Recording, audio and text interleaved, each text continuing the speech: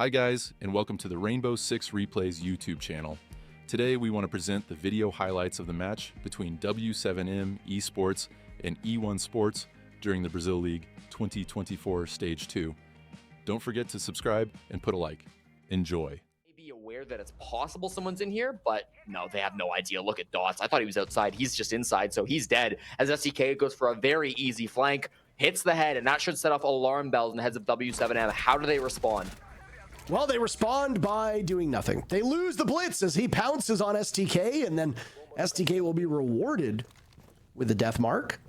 That death tracker now hunting him down. That secondary does so much damage, and that's a nitro cell tossed out by STK. A smart move from Dodez to not re-aggress. Dash has his teammates back, and E1 is now up, but just by one. Another track goes through. SDK finally punished, but it feels like he's done his job. A missed cutoff from Dash at the bottom of the main stairs, and only 30 seconds to go for this execute. They're going to run on in, but they just don't have a lot of time here. Starting to open up the wall. They want to maybe try to deal with this Electro Claw. Again, the timer's going to be very, very low. They missed the nade. It's not going to go through the wall, and that means they've just got to sprint through and try to make it through Moto. It's going to be a nitro cell to clear out one. The gun of Perez for the second. The pistol comes out, but it's not going to be enough. Off site worked very, very effectively.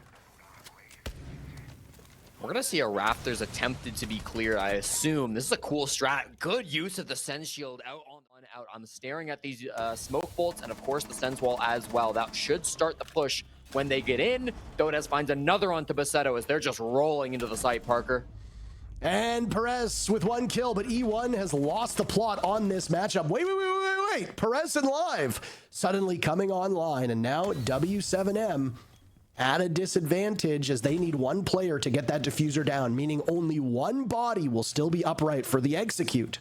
And that's Dodez, who so far does lead his team in kills. But you don't really think a Thermite is the player to get this job done. Live dies to Dots. He wasn't expecting the Capitao so close, and now it's Perez. On top, Red, engaging with the Thermite. Dots getting diffuser down, will be shaken off of this position. It's played slow by Perez, who looks the wrong way, and Dots. No bottom floor hold happening. SDK alone inside of Cash. As the Twitch drone guides Volps, he will walk up and find his opening pick onto Live. They want to go direct to site here. They've already opened up with one kill. Now they lose Dodez. Like stall things out a little bit. They are over still on the Jacuzzi breach. They're working it with a Maverick, and they now have that entry point. Still worried about the flank that could come out from the Cash window, and they need to be because Lobin's losing his gunfights too. STK takes him out, and now Dash is in an awkward position because he can't safely play on these outdoor windows. A swing with the super shorty, not going to be good enough for one. Takes about half of his own HP. Still has to back off. SDK finds another onto Dash from the Cash window. Everybody falling. W7M in the blink of an eye.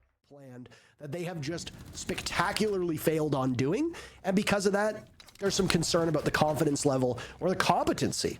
That's the first pick from Perez. It's traded right away from W7M, but Lobin, who has yet to find a kill and is playing a high value, like that's the next step. Blue being approached by Dots. You also saw Dodez in oil pit.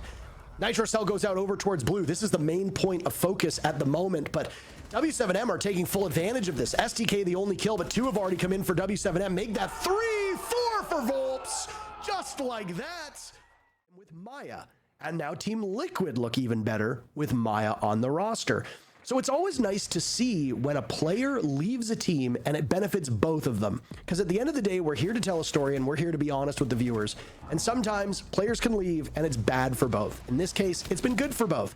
Leadoff pick, by the way, comes from the man himself, Volps. He gets another right after Jesse, and now it's a 5v3 favoring W7M. Lobin finally on the board. He eliminates Flastry. Perez is isolated downstairs beneath the bomb site. His only way up is red stairs. That leaves STK as the only man standing in the way of W7M. And STK takes out Volps and Dots back to back. It's allowed Perez to get up top too, and suddenly this round is very winnable for E1. STK putting up a big performance. He's been doing it all game long. 8-3 right now. Needs to be able to continue that performance, of course. Lobin, finally active in this game, can go down below if he wants to. At the moment is vertical. They're going to come in through construction and onto the Cash window. These Kiva barriers will keep them safe, but only for so long as the Demos track makes this life extremely dangerous for STK. Grenades will go out, and it actually lands. My, you don't usually see that, and STK is finished by Dash. What Damos provides, I'm surprised they let it through, and they're kind of paying the price for it now. Dash just got a very rude. It's lethal against players. They're still just as effective at cutting through the utility that the defenders bring. Live will tense his reflexes and lose that engagement. He gets death marked as well, and they know that he's down. He's a sitting duck at this point. Pacetto finished off by the grenade. How does this happen? How are we seeing back-to-back grenade kills from W7M here, Jesse? I just don't quite get it. These players are upright. Perez is last man standing. He gets one kill. Dots and Volps having a very good round. Dodez as well. Despite attacking this map twice, or this bomb site twice, that allows them to play on these windows rather safely. They don't have any smokes to help themselves get in, and that doesn't do them any favors. Loban, an aggressive swing, finds the head of Pacetto. Diffuse kit on the ground, quickly picked up by Live. They've now got to work in with just 3 bodies, 2 on the windows and 1 in construction. All these players in the site, though, are so tricky to find. Loban dies to Flastry. Back to even numbers we go. Damage has been done on the side of E1. Flastry's on low HP.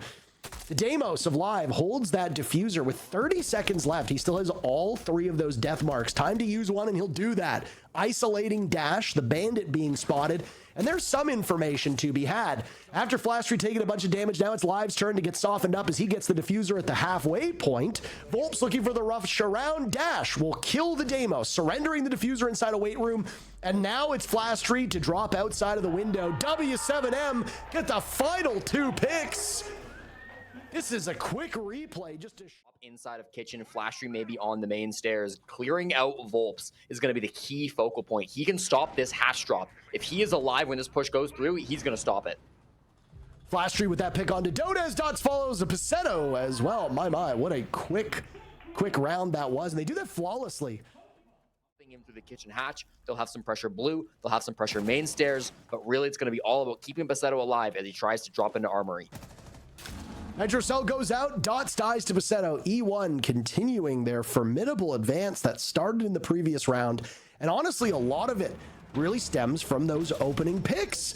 Dash dying early, then Loban dying. Not a good sign, but hey, I guess your strategy is just drop kitchen hatch. Maybe it'll work the 4th time. Live lives longer than we thought. Diffuser in hand. Flastry watching the cross. If Flastry can win this, the round might as well be over. Dash will need to swing. Dash wins it. Diffuser goes down. Live in a 1v2, but one of those players is down. That's Volps.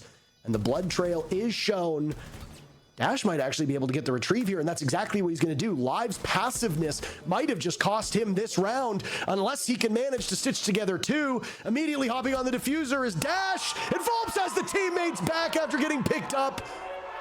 A blunder in the early rounds from W7M is answered by a blunder in the tail end of the round. It's that W7M are forcing them to make those mistakes.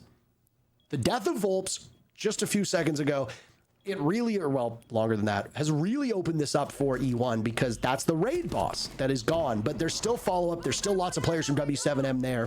Press has been down. Those are the 2 best players for E1. Logic bombs go out. Live finds himself inside the site yet again. He's lost Flastry. It's just him and Pacetto. W7M have only lost 1 player. Live will get off the diffuser and hop out the window. He managed to survive a little bit longer than we had anticipated. He takes down Dots. Another will go onto the window. Crosses there. And it's W7M to win it in regulation. They hop over E1.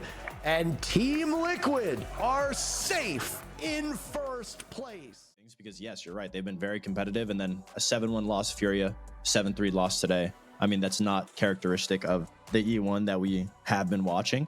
Obviously, on the other side for W7M, hey, the experience came in clutch. That's what we were talking about, is they were just going to be able to draw them out, play their game, and they brought them to a map that they knew that they could exploit them on.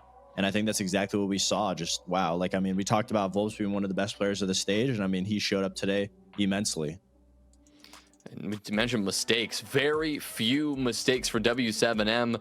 You see, again, as you mentioned, Volps, Dota, such good performances from them. They've been top performers all stage long.